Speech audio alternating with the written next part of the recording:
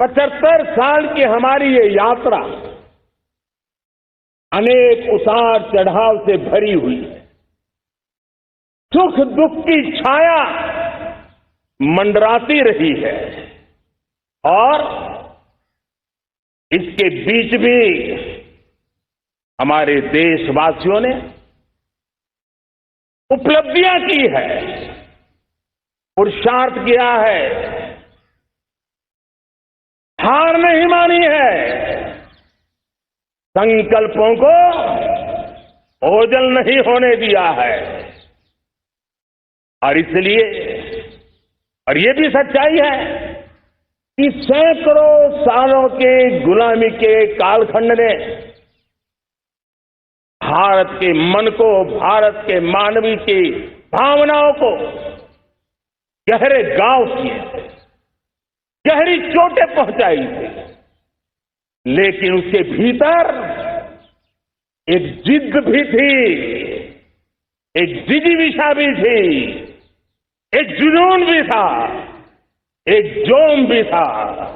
और उसके कारण अभावों के बीच में भी, उपहास के बीच में भी, और जब आजादी का जंग अंतिम चरण में था तो देश को डराने के लिए, निराश करने के लिए, हताश करने के लिए सारे उपाय किए गए थे।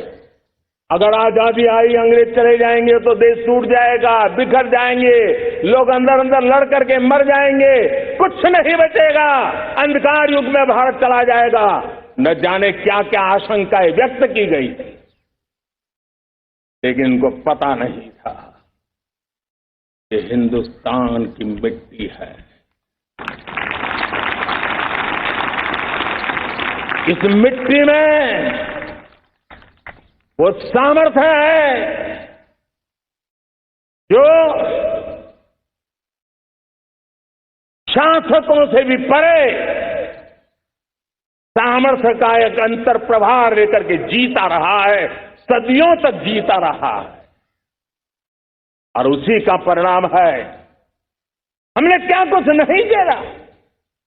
कभी अन्न का संकट झेला, कभी युद्ध के शिकार हो गए, आतंकवाद ने डगर डगर चुनौतियां पैदा की, निर्दोष नागरिकों को मौत के घाट उतार दिया गया, छद्म युद्ध चलते रहे, प्राकृतिक आपदाएं आती रही, सफलता विफलता, आशा निराशा, न जाने कितने पड़ाव आए हैं। लेकिन इन पड़ाव के बीच भी भारत आगे बढ़ता रहा। भारत की विविधता जो औरों को भारत के लिए बोझ लगती थी, वो भारत की विविधता ही भारत की अनमोल शक्ति है, शक्ति का एक अटूट प्रवाह है। और दुनिया को पता नहीं था कि भारत के पास एक इनहेरेंट सामर्थ्य है, एक संस्कार सरिता है, एक मन मस्तिष्क का विचारों का बंधन है, और वो है भारत लोकतंत्र की जननी है, मदर ऑफ डेमोक्रेसी है। और जिनके जहन में लोकतंत्र होता है,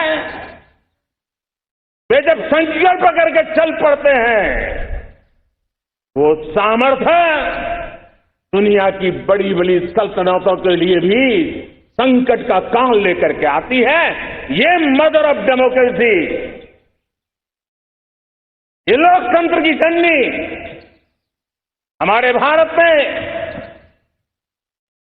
सिद्ध कर दिया कि हमारे पास एक अनमोल सामर्थ्य है। मेरे प्यारे देशवासियों, 75 साल की यात्रा में आशाएं, अपेक्षाएं, उतार चढ़ाव सब कुछ के बीच में हर एक के प्रयास से हम जहां तक पहुंच पाए थे, पहुंचे थे। और 2014 में देशवासियों ने मुझे दायित्व दिया। आजादी के बाद जन्मा हुआ मैं पहला व्यक्ति था जिसको लाल किले से देशवासियों का गौरवगान करने का अवसर मिला।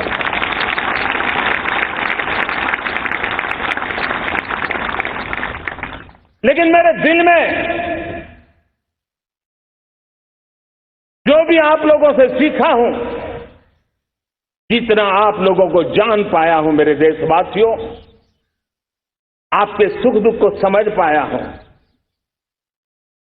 देश की आशा अपेक्षाओं के भीतर वो कौन सी आत्मा बसती है, उसको जितना मैं समझ पाया हूं, उसको लेकर के मैंने अपना पूरा कालखंड देश के उन लोगों को एम्पावर करने में खपाया।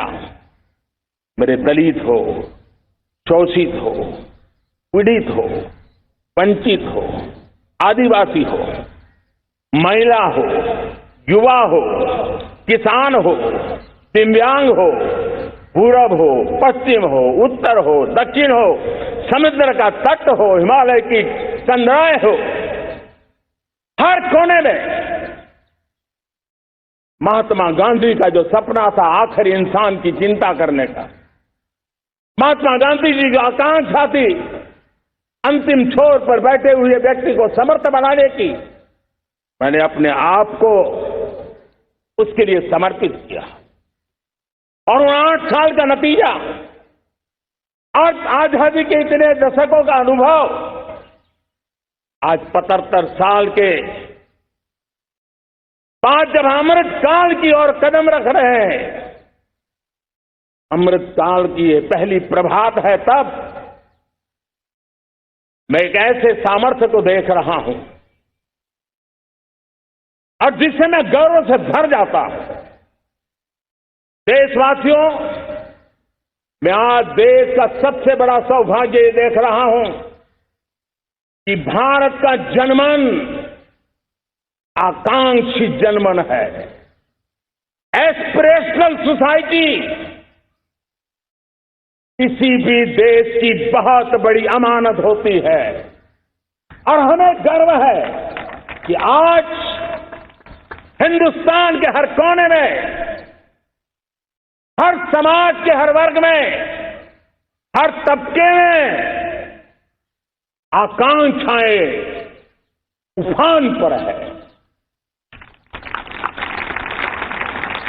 देश का हर नागरिक चीजें बदलना चाहता है, बदलते देखना चाहता है, लेकिन इंतजार करने को तैयार नहीं है, अपनी आंखों के सामने देखना चाहता है, कर्तव्य से जुड़ करके करना चाहता है, वो गति चाहता है, वो प्रगति चाहता है। 75 साल में संजोए हुए सारे सपने अपने ही आंखों के सामने पूरा करने के लिए वो लालायित है, उत्साहित है, उतावला भी है। कुछ लोगों को इसके कारण संकट हो सकता है, क्योंकि जब एस्पिरेशनल सोसाइटी होती है तब सरकारों को भी तलवार की धार पे चलना पड़ता है, सरकारों को भी समय के साथ दौड़ना पड़ता है। और मुझे विश्वास है, चाहे केंद्र सरकार हो, राज्य सरकार हो, स्थानीय स्वराज की संस्थाएं हो, किसी भी प्रकार की शासन व्यवस्था क्यों न हो, हर किसी को इन एस्पिरेशनल सोसाइटी को एड्रेस करना पड़ेगा। उनकी आकांक्षाओं के लिए हम ज्यादा इंतजार नहीं कर सकते। हमारे इस एस्पिरेशनल सोसाइटी ने लंबे अरसे तक इंतजार किया है, लेकिन अब वो अपनी आने वाली पीढ़ी को इंतजार में जीने के लिए मजबूर करने को तैयार नहीं है। और इसलिए ये अमृत काल का पहली प्रभात हमें उस एस्पिरेशनल सोसाइटी की आकांक्षाओं को पूरा करने के लिए एक बहुत बड़ा सुनहरा अवसर देकर के आई है। मेरे प्यारे देशवासियों, हमने पिछले दिनों देखा है, एक और ताकत का हमने अनुभव किया है, और वो है भारत में एक सामूहिक चेतना का पुनर्जागरण हुआ है। एक सामूहिक चेतना का पुनर्जागरण। आजादी के इतने संघर्ष में से जो अमृत था वो अब संजोया जा रहा है, संकलित हो रहा है, संकल्प में परिवर्तित हो रहा है, पुरुषार्थ की पराकाष्ठा जुड़ रही है और सिद्धि का मार्ग नजर आ रहा है। ये चेतना, मैं समझता हूं कि चेतना का जागरण, ये पुनर्जागरण, ये हमारी सबसे बड़ी अमानत है। और ये पुनर्जागरण देखिए,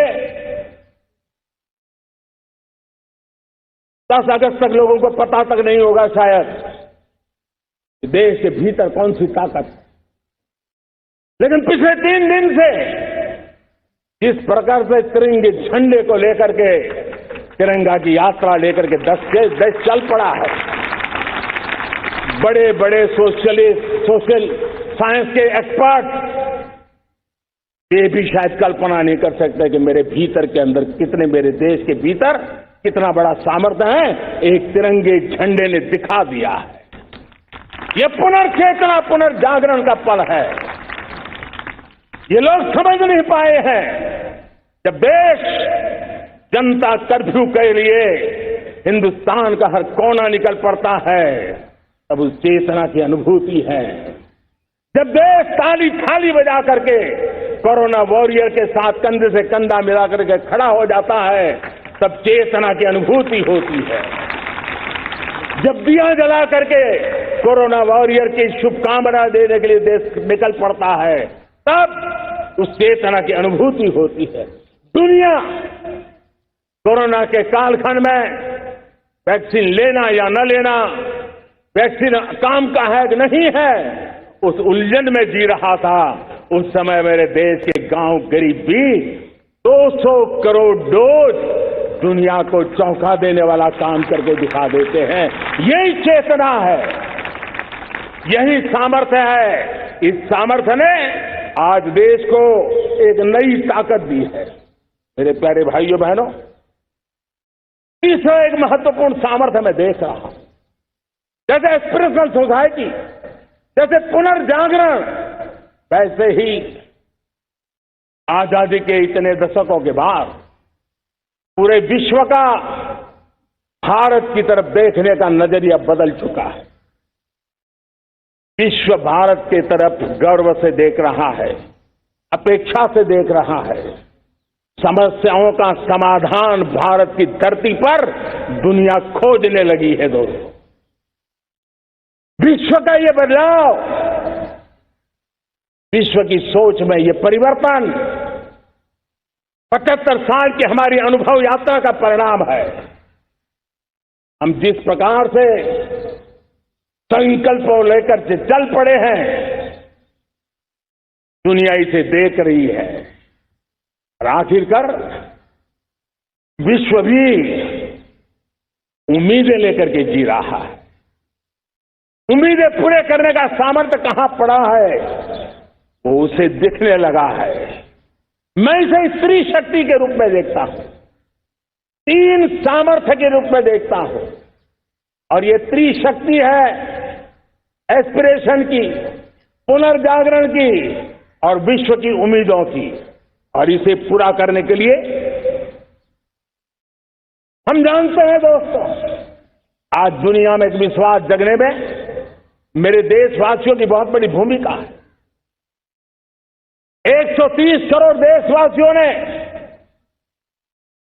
कई दशकों के अनुभव के बाद स्थिर सरकार का महत्व क्या होता है, राजनीतिक स्थिरता का महत्व क्या होता है, पॉलिटिकल स्टेबिलिटी दुनिया में किस प्रकार की ताकत दिखा सकती है, नीतियों में कैसा सामर्थ्य होता है, उन नीतियों पर विश्व का कैसे भरोसा बनता है, ये भारत ने दिखाया है और दुनिया भी इसे समझ रही है।